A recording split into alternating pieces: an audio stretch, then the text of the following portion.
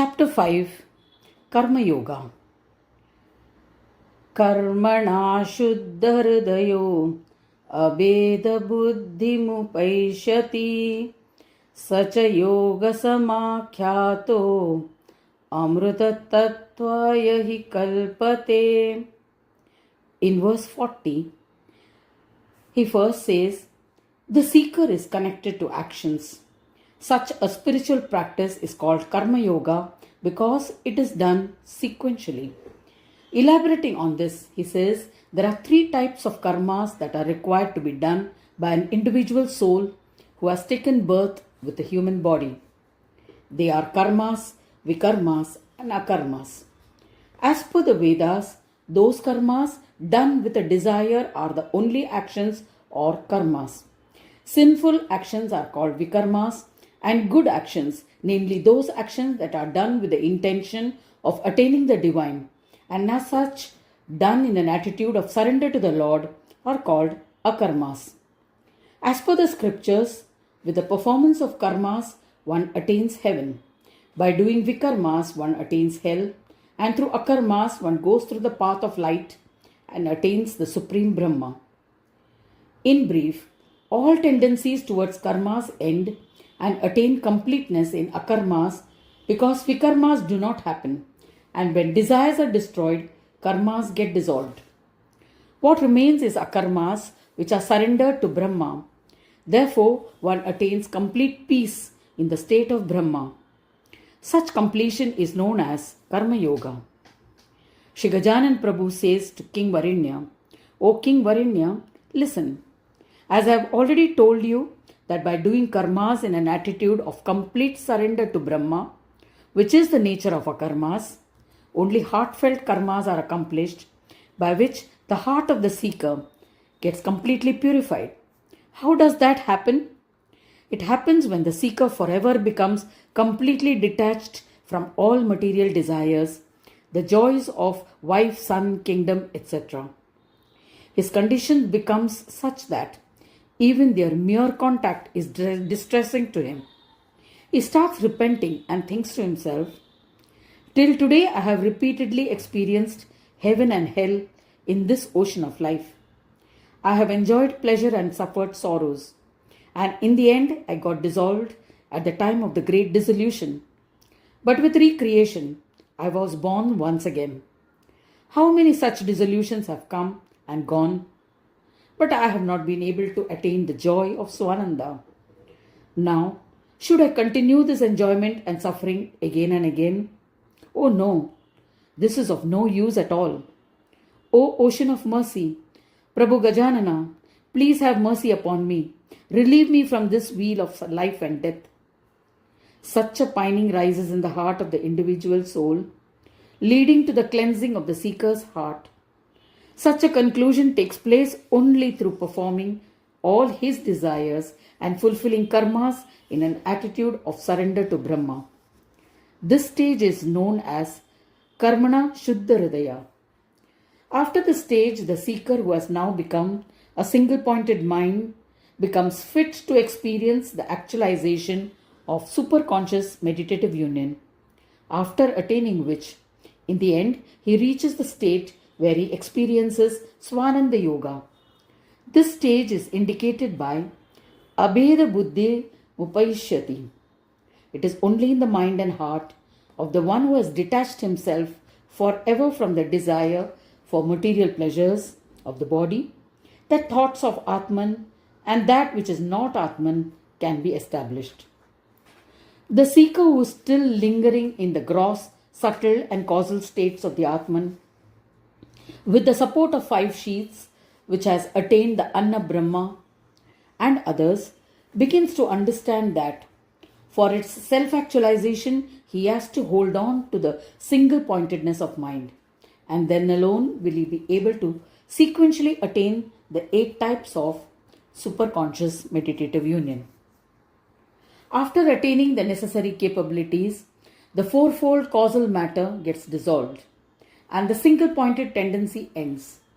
Thereafter the seeker, having now become deserving of the actualization of Soham Brahma, as all tendencies of the mind have restrained, The possibility of supraconscious meditative union arises within him.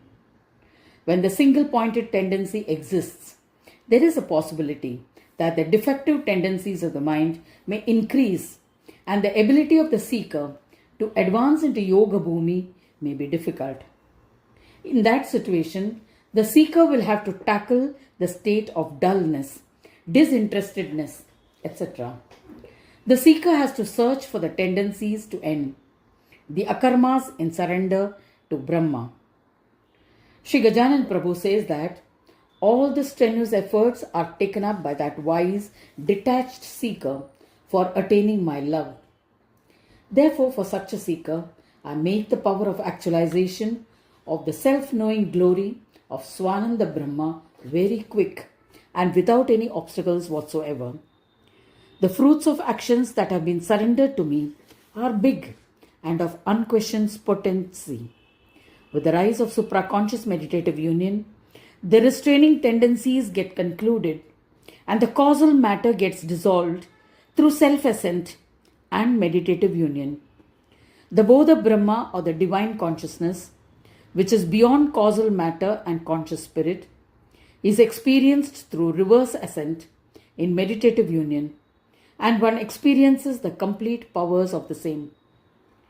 In the end, the Tat stage and the Tvam stage melts into the Asi stage, and then the complete form of Tattvamasi comes to be experienced through the illumination of the glory of self-knowing in Swananda meditative union. This is the state that can be truly called Abheda meditative union. Thus the verse, such a yoga samakhyat, has been fully elucidated. It is here that the essence of supraconscious meditative union is experienced. All divisions end here. Here on, there is no possibility of any kind of differences or divisions of any sort whatsoever. The Swananda meditative union that has been actualized here is the Asat Swananda meditative union, indicative of Shakta Swananda.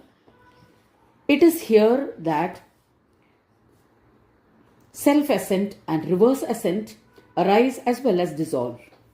That is to say, Swananda is the origin for their dissolution and recreation. Being the origin of the dissolution and recreation, it is called Asat. All kinds of descriptions of the Tvam stage and Tat stage, Brahmas, are connected to this name.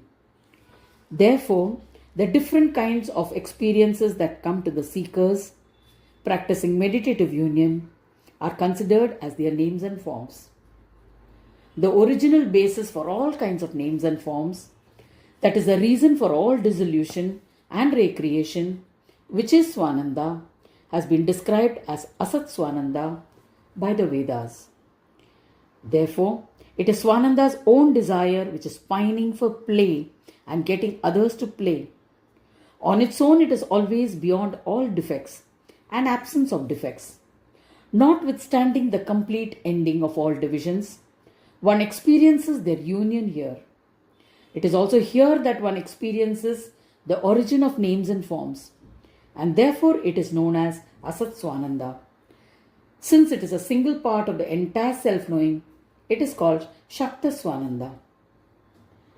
In the end, he explains the verse, Amrutatvaya hi kalpate. Even though the root of all differences and non-differences may be blamed on Asat Brahma, still by itself it is whole and complete and eternal. It being the first blamed got its name as Asat, wherein all gets absorbed into Purna Swananda. The word kalpate signifies that. To sum up the meaning conveyed by the main verse, Shaktau ya Abheda Buddhi throws light on Purna Yoga. The sequential process has been demonstrated here. One has to understand that the term Karma Yoga is actually Shakta Yoga. Similarly, Jnana Yoga will be Saura Yoga, Sama Yoga will be Vaishnava Yoga, and Sahaja Yoga or meditative union will be Shaiva Yoga. As demonstrated by this serial order, the next self-knowing or Swananda Yoga is the same as Ganesh Yoga, which as one understands is the path of Spiritual practices of meditative union. King Varenya listened to this whole narration, an exposition, and then surrendered at the feet of Sri Gajanan Prabhu. He felt a sense of immense gratitude for having been able to listen to an unprecedented but highly enlightening instruction. He says, O merciful Prabhu, karma yogic spiritual practice being the incidental means I heard from you, how one actualizes Shakta Swananda. What is the next step on the path of spiritual practice? As if understanding the feeling of Varenya, Sri Gajanan Prabhu tells him about Saura Yoga, which is the practice of Jnana Yoga. Yogamanyam pravakshyami shrunubhupamatamuttamam Pashau putre tata mitre shatro bandho suhajjane. In verse 41, Sri Gajanan Prabhu says, Listen, O king, you shall truly become a yogi by doing spiritual practices. The play of the universe experienced through names and forms being perishable are asat. Their existence or experience is known and established through the eternal Sat Brahma, Surya, which is recognized as the life force of the entire Shakta Brahma's creation. Even though it may be the support, it is not of that form. It is life support, but is completely different from that untruth.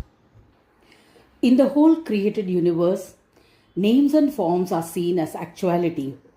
How can one know such an existence of name and form in the universe of Brahma? How does one know the form of life in the world of names and forms? Even though we may have evidence, it is beyond that. There is no possibility of differences or non-differences. Asat Brahma, which is stated as the support of that world of names and forms, actually proves to be devoid of any dissolution or recreation. Its support is Sat Brahma, which is understood as complete and whole. That means there is no possibility of experiencing differences or non-differences. Firstly, one has to recognize that Saura Brahma, who is known as Sat Brahma, is beyond all differences. The actualization is through Jnana Yoga. Earlier it was said that Yogam Anyam Pravakshyami. It is true that the complete and eternal Saura Brahma is entirely the power of Swananda Brahma, but he has accepted the role of witness and bearer of the life force. He was blamed for it, and that was how he became bound. One has to give up bondage because it is the root cause of all delusions. The place of origin of creation and dissolution of all names and forms is untruth. Such an Asat Brahma becomes the instrument for change itself. Sat Brahma merely being the witness state and close proximity to the bearer of the life principle. That is, in reality he is disconnected from change and the nature of change. Through a harmonious connection, the feeling of bondage can be cast off. This remedy has been conveyed through the verse. In reality, the worldliness is only an illusion. That is why its support, which is Brahma, is blamed. When the glory of Swananda is filled from all sides, where is the question of questioning its goodness or its divinity? In this way, when, through the strength of meditative union, one throws away all illusion of names and forms, whose root cause is Asat Brahma, the complete universal Sat Swananda Brahma gets established and then gets dissolved into Purna Swananda. This Surya Abheda Buddhi is the actualization of Saura Yoga through the path of Saura meditative union.